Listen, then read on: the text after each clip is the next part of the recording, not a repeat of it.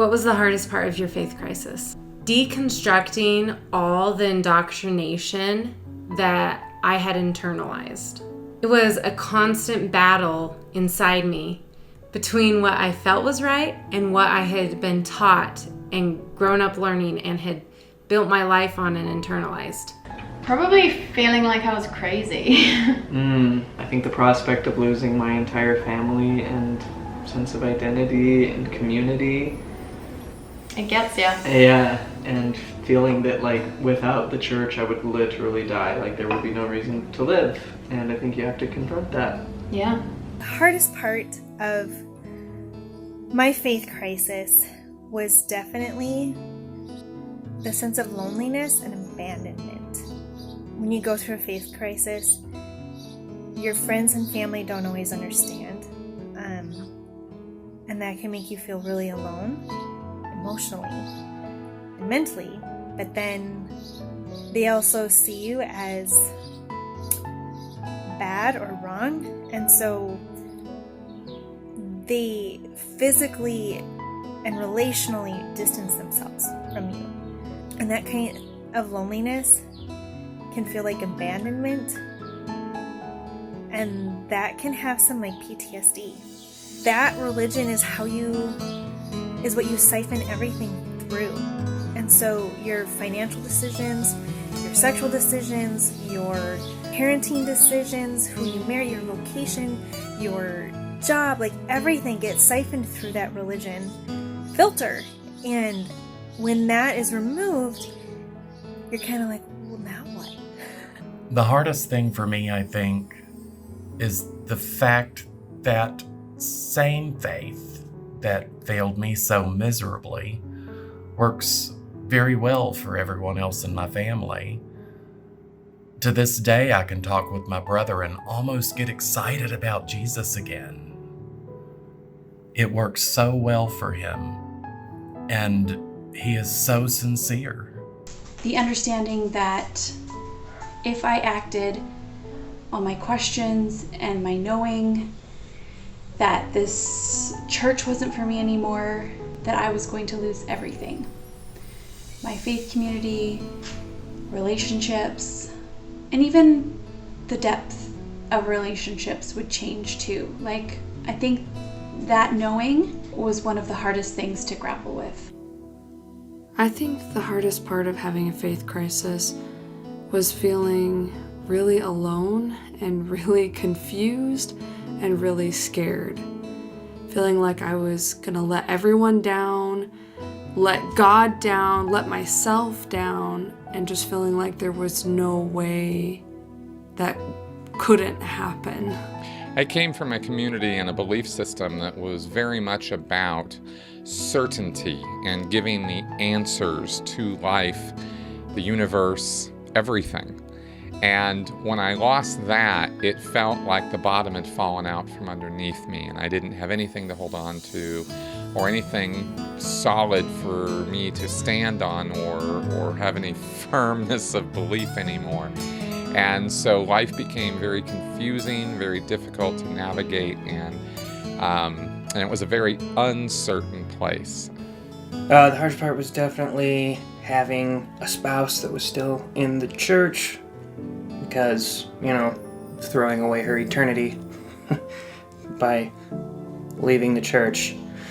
You want to throw away my eternity just because you want to drink coffee?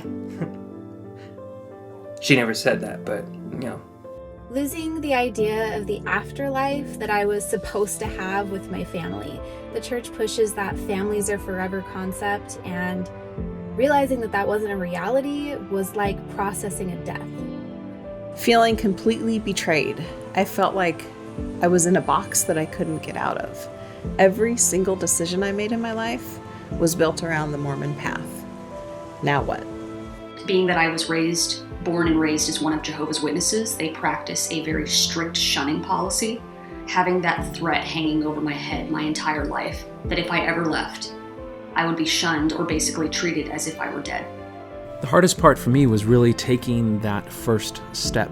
The fears and the uncertainty that had really been the messaging I was given my entire life about anti-Mormons and the amount of deception and the idea that Satan would try to tear your faith down and kind of lead you subtly down into his control just kept me in a state where I didn't even want to consider looking at anything else.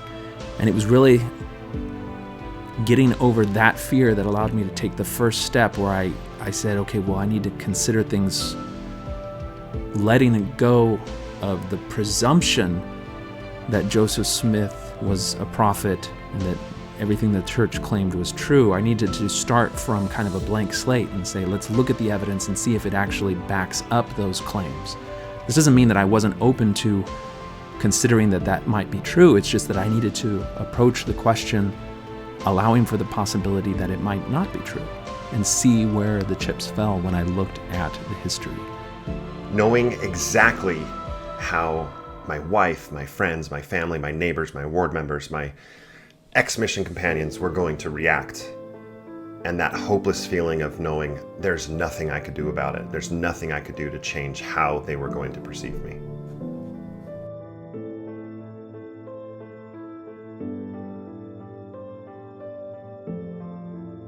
Loss, fear, loneliness, hate, anger, rage, emptiness. You're angry at the situation, you're angry at different people, you're angry at your religion, you're angry at yourself. Anger, betrayal, sadness, regret over all my lost money. Fear, self-doubt, anxiety, crippling anxiety, all-encompassing crippling anxiety. One of those ships or ropes that they use on like old-timey ships, like wrapped up in your stomach for like 3 years straight. I felt anger predominantly. At first, I felt anger and I felt discouragement. I felt jaded for a long time. Like, whoa, like there's people in this world that will take advantage of me. What does that say about people? I experienced a lot of fear. One of those fears was a fear of abandonment. I went through a sad stage, a depressed stage, an angry stage. There were even times that I felt like my decisions made me evil and that I was going to be damned and sent to hell. You grieve the loss of your certainty, the loss of relationships, the loss of community. You grieve the fact that you kind of feel lied to or tricked. In some level, you would grieve the life you think you maybe could have had you not been a part of the religion to begin with. The guilt of the questions, why I was even questioning in the first place, the guilt of just how my parents would react. I felt so guilty about moving away from my church and how that would affect my family, especially my parents. I felt betrayed, I felt lonely, I felt devastated. Afraid, confused, scared, crazy. Despair, anger, confusion, depression. I felt helpless in that I felt like I couldn't be helped.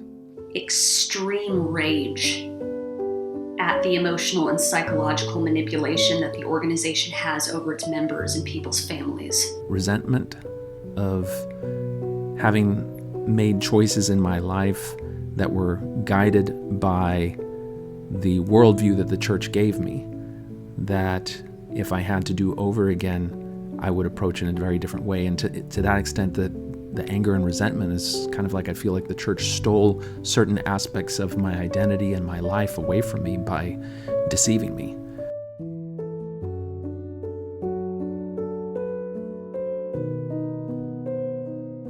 My advice would be to live in the moment. The past has a lot of skeletons, and the future has a lot of question marks. This moment right now, this is the moment that I have to be present in and make my choices in. This is the moment that I get to live in. Everything is going to be okay. There will be hard times. Just keep going. And it's okay to get mad and angry. It's going to get better. Don't blame yourself for other people's emotions and reactions. They own their feelings. You don't own their feelings. It's not your responsibility to fix the family or make things right. I know it hurts right now, but everything is going to be okay. It's going to only get better from here. Trust yourself. Probably my advice would be to just honor your feelings more and have compassion for yourself. I don't know about you, but I felt like constantly guilty, even though I was constantly trying so hard to do the right thing. Yeah. And yet you're always like, what am I missing? I must be terrible. I would have given myself a big hug and just said, it's gonna be okay. Let go now. Stop hanging on to it. You already know it doesn't work. Stop trying to live in a fairy tale. No one's ever going to be able to kiss it and make it all better except you. I would say to myself that you're not crazy, that your issues, your concerns, and your fears totally are valid and make sense. You're not the only one dealing with something difficult like this. I would probably say that it's gonna hurt like heck, but it'll be worth it for the opportunity to be free. I would tell myself that it's okay. It's okay to be curious, and it's okay to have questions, and you're not a bad person for researching, and you're not a bad person for angrily journaling out all your furious questions and thoughts about the way you were raised. That doesn't make you a bad person. It makes you human. Be as curious as you want to be. I would say give it some time. Everything is going to be just fine. You will overcome all these things that you're feeling right now, and life will be beautiful and amazing once again. Like, don't get your hopes up. I think I had in my mind that so many of my loved ones would see what I saw, and I feel like I can be very convincing, and yet I wasn't, and I'm not. Nobody from my family 2 years later is still left. That's the way it is. I would have told myself, like, that's their journey, and leave them alone and let them be, and move on with your life. Your life is what's important. Psst. Hey, Alan. Before you go down the rabbit hole, ask your wife to go down the rabbit hole with you. It may not change the outcome, but you guys will save months and months of pain as the gap between what you know and what she knows widens and widens and widens. Do it together. You know, the worldview that you had as a Scientologist, in my case, was all-encompassing, a very totalistic sort of viewpoint. It answered all the questions, checked all the boxes, satisfied all your needs. And losing that might seem like there are no other answers to be found, or there are no other beliefs to be had, or there's no other way to look at the world. But what I've come to find now through a lot of education and learning and recovery is that there's actually lots of different ways of looking at the world, and there doesn't have to be one right way.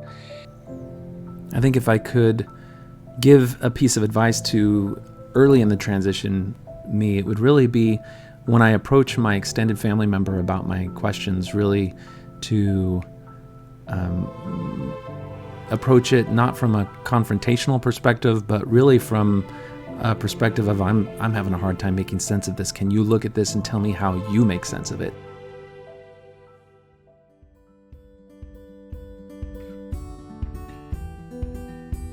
Learning to believe in myself, learning to trust myself, and learning to let go of being so afraid of what other people think of me. It's okay to think for myself and to trust myself. Freedom. Making choices I wanted to make without any outside influence and with no strings attached. I would say the ability to truly choose my own destiny. Finding myself and discovering what I believe. When you're raised being told what to believe, it doesn't really mean that much to you. It has been great to get to know myself better, and I really enjoy who I am, and I feel free to embrace the real me. how to always be open-minded to new information. Mine would be tolerance, like that I just feel so much more tolerant of people and of all people, and I don't feel like I'm better or more highly favored or choice than other people. The biggest gift I feel like I got from my faith crisis was just the feeling of genuine freedom of like, whoa, my life is my own. And I don't have to like cower from the world and always be shielding myself from it for fear of finding out that I truly am like a depraved, horrible person. And it became this a turning point of embracing life and learning and the world, and it's wonderful. So I feel like I gained everything, gained my soul. Thoughts and feelings don't represent reality. They are just the product of your conditioning and, you know, all the experiences you've had in your life, all the influences that have affected you. And so being given the gift of a faith crisis to realize that means that now I don't identify so closely with them, so then I don't feel so controlled by my conditioning or at the whim of my emotions and stuff. There was this box around my identity, and anytime I tried to build outside that box, it would mess with me.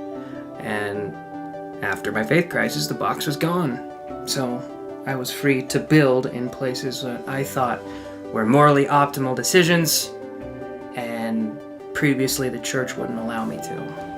The biggest gift for me was learning that I am a worthy, caring, loving, moral, good, decent, and honorable individual all by myself.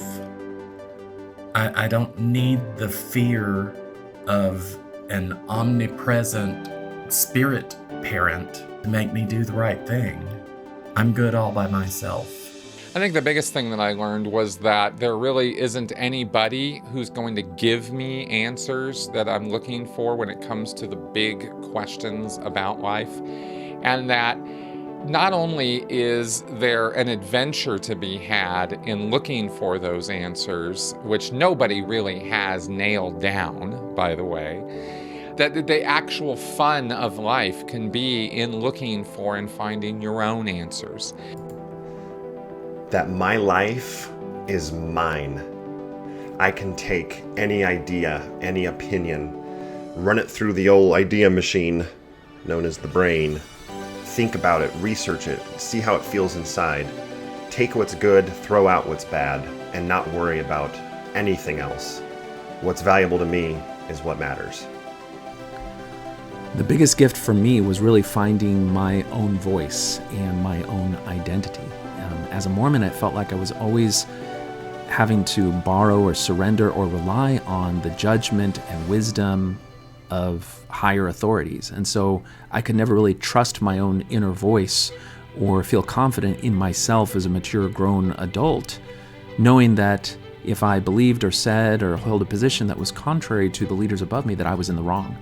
And it was really in going through this process of disentangling my mind from their authority, which allowed me to find my own voice.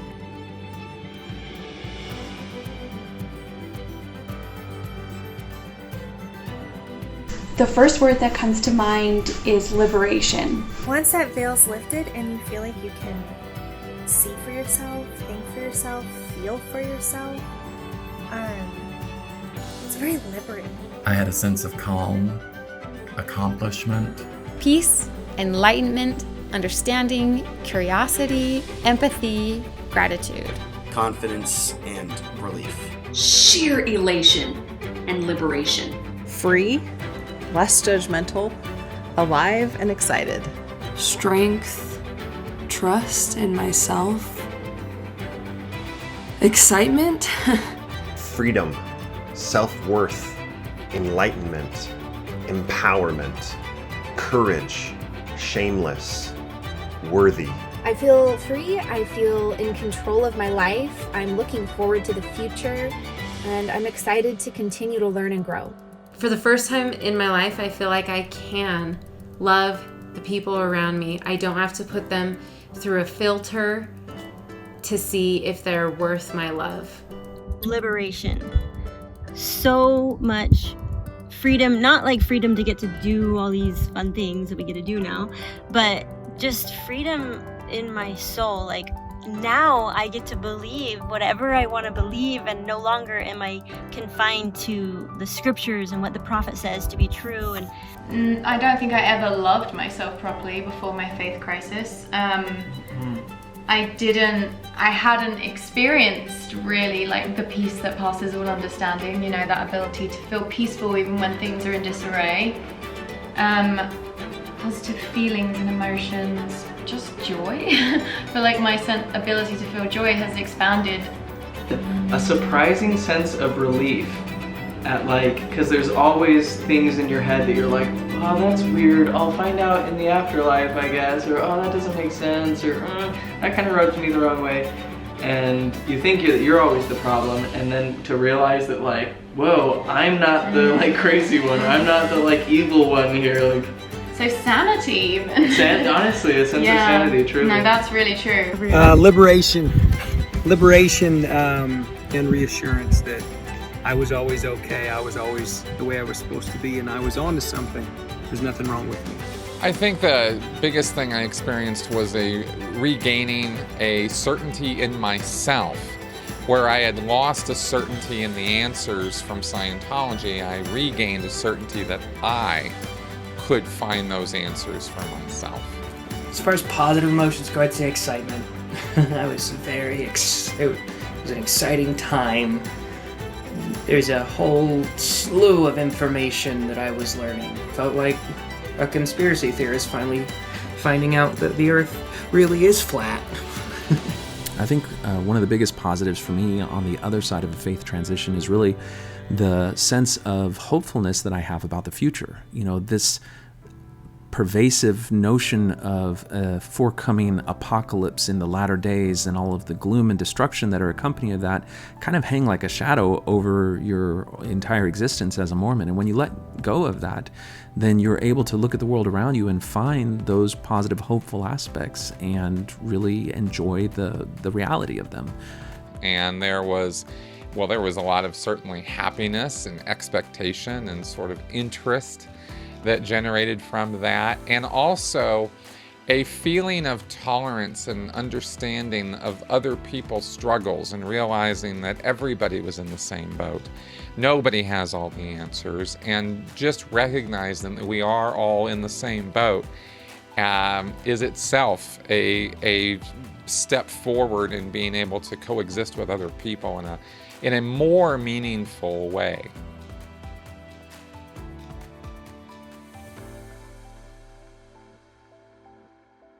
Hard. Freedom. Enlightening. Powerful. Resolved.